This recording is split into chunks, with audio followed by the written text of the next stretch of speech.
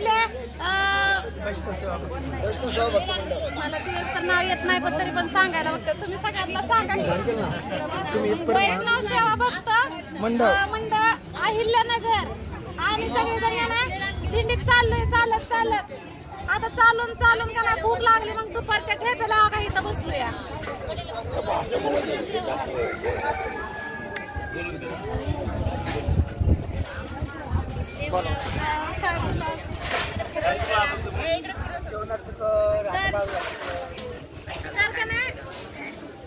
आता आम्ही का ना जेवण केलं जेवणात का ना गोड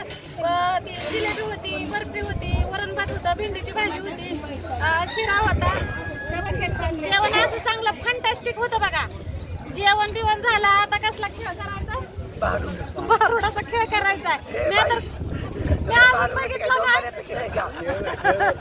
मला काय कळतं का मी काय एवढी शिकले सवरलेली आहे का बस असं म्हणायचं आणि सगळं फिरक्यात आणायच्या बघितलेलं असलं तर कमेंट मध्ये सांगायचं नसलं बघितलं तर आमचा व्हिडिओ कंटिन्यू बघायचा नाही भारुडाच्या रूपात जनजागृती होण्यासाठी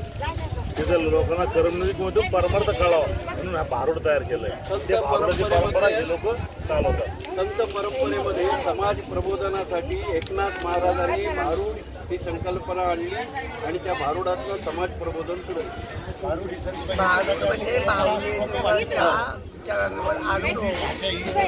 सादर केला जातो ते भारूड पूर्वी असं होतं की आपला हा जो समाज आहे